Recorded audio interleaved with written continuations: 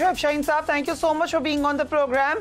Political माहौल नहीं बना है, ये एक कोई ठीक ज़्यादा कारामद तरीक़ाकार नहीं है। आज जो DGISPR ने भी कहा, उसकी रोशनी में अब आपको कितने चांसेस लगते हैं कि मिलिट्री ट्रायल हो सकता है बानी PTI का? देखिए जी, उन्होंने एक बात अगर उनकी आप स्टेटमेंट उठाए ना, तो उसके अंदर उन्होंने कहा है कि जो मिलिट्री एक्ट के ताबे जो लोग हैं, मिलिट्री एक्ट के ताबे तो ज़ाहिर है सिविलियंस नहीं हैं, तो मैं नहीं समझता कि सिविलियंस के हवाले से कोई भी मिलिट्री ट्रायल हो सकता है। और इसके ऊपर सुप्रीम कोर्ट के 5 मेंबर बेंच का फैसला भी अभी इस वक्त तक मौजूद है, जो कि एज सच सस्पेंड भी नहीं हुआ। अगर सस्पेंड भी हो जाए, इवन देन जो प्रिंसिपल ऑफ लॉ है वो तो एप्लीकेबल रहता है अनटिल एंड अनलेस कि वो फाइनली सेटिसाइड ना हो जाए वो जजमेंट। तो मेरा नहीं ख्याल कि इस तरह की कोई ऐसी हरकत हो सकती है। हाँ, चूँकि लॉ मिनिस्टर ने इस तरह की कुछ स्टेटमेंट्स दी थी जिसकी वजह से हमने वो पटिशन फ़ाइल की है, जो कि अभी तक कोर्ट ने नहीं लगाई कि जी ये इस पर अर्जेंसी नहीं है। अर्जेंसी के हवाले से उन्होंने कहा है कि जो छुट्टियां ख़त्म होगी तो फिर केस ये लगेगा, तो नेक्स्ट वीक प्रॉबेबली वो केस लगेगा। बाकी जहाँ तक इस बात का ताल्लुक़ है, DGISPR ने जो दूसरी बात की है कि जी हम किसी एक पॉलिटिकल पार्टी ना हमारी पसंदीदा है ना नापसंदीदा है, वो स्टेटमेंट तो बहुत अच्छी है। अगर इस अमल पे वो अमल दरामद कर देते हैं तो अच्छी बात है, लेकिन सबसे बड़ा प्रॉब्लम ये है कि कई चीज़ें जनरल फैज़ हमीद के हवाले से भी जब बात हुई है, वो जो करप्शन केस 2017 का था उसके ऊपर प्रोसीडिंग्स शुरू हुई, वो हो रही हैं। देखें, 3 स्टेटमेंट्स इस वक्त मौजूद हैं। वो 3 स्टेटमेंट्स हैं, पहली ख्वाजा आसिफ की जो उन्होंने 3-4 मुख्तलिफ मौक़े पे दी हैं, जिसने ये कहा है कि जनरल फैज़ और जनरल बाजवा ने अप्रैल 2019 में, यानी 7 महीने के अंदर अंदर उनको कहा कि जनाब पहले आप पंजाब गवर्नमेंट ले लें और उसके बाद आप फेडरल गवर्नमेंट ले लें।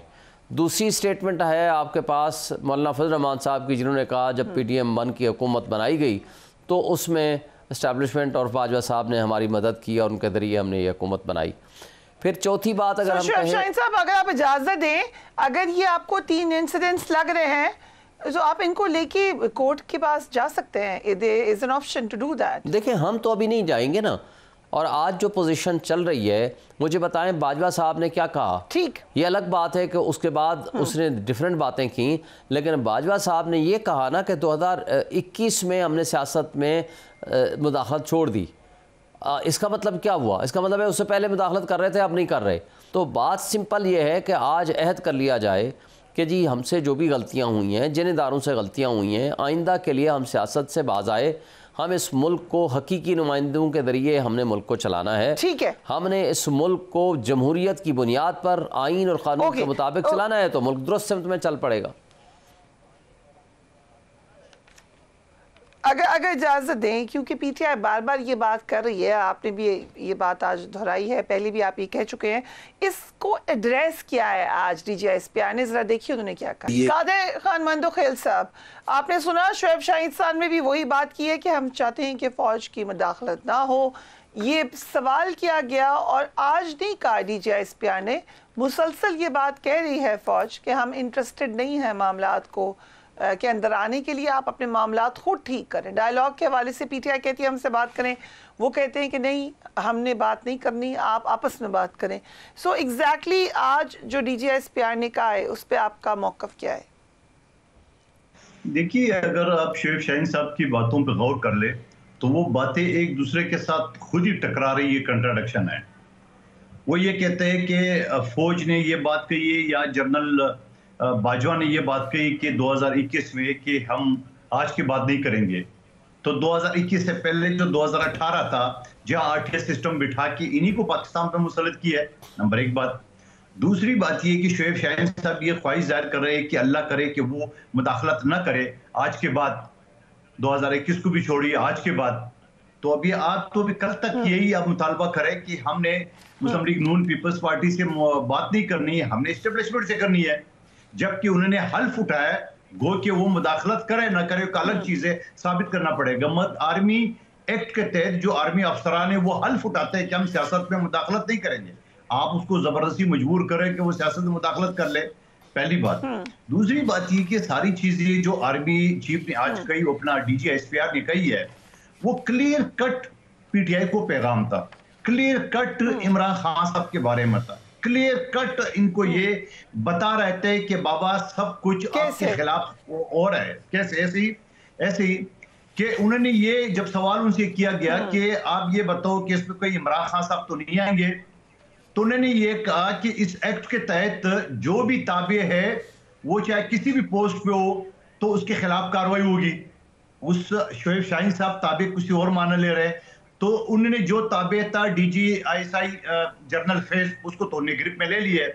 اب تھوڑا سا ایک میری اور شعیب شاہین صاحب دونوں قانون کے طالب علم ہیں، اگر ایک مقدمے میں جنرل فیض یہ کہتا ہے انہوں نے کوئی ہندوستان کے فوج کے ساتھ مل کے سازش نہیں کی، انہوں نے پاکستانی سیاستدانوں کے ساتھ مل کے 9 مئی اور بنگلہ دیش اور ترکی فلاں فلاں ماڈل تیار کر رہے تھے.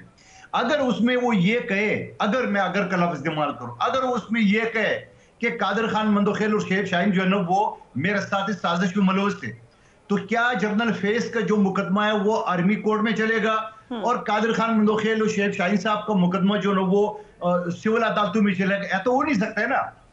جب جرم ایک ہو تو الگ الگ عدالتوں میں کیسے چلے گا؟ یہ تو بڑی انٹرسٹنگ بات آپ نے کی ہے قادر مندوخیل صاحب. آپ کی انڈرسٹینڈنگ یہ ہے کہ آج D G S P R یہ کہہ رہے تھے کہ there is a huge possibility کہ ملٹری ٹرائل ہو سکتا ہے بانی پی ٹی آئی کا، اگر ایسا سیناریو ہو جو ابھی آپ نے ایکسپلین کیا ہے. فریا ایک چیز اور سن لے، یہ خود پی ٹی آئی نے اپنی حرکتوں سے ثابت کر دیا.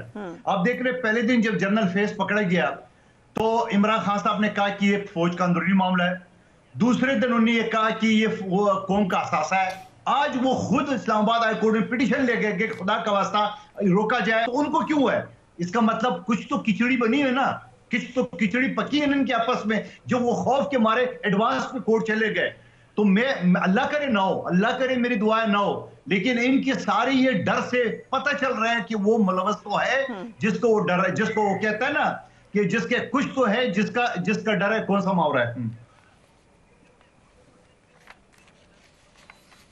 اوکے، اس کو بڑی انٹرسٹنگ آپ نے بات کی ہے. اس کے اوپر میں شعیب شاہین صاحب سے بھی کامنٹ لے لوں گی، لیکن خلیل سندھو صاحب، وزیر قانون نے بات کی ہے ملٹری ٹرائل کی، اور بھی آپ کے لوگوں نے اوپنلی کی ہے، بڑے کانفیڈنس سے کی ہے، بٹ یہ بھی کہا گیا کہ پنجاب حکومت ڈیسائیڈ کرے گی کہ کیا ٹرائل ہوگا بانی پی ٹی آئی کا. سو پنجاب حکومت کا اس سے کیا تعلق ہے؟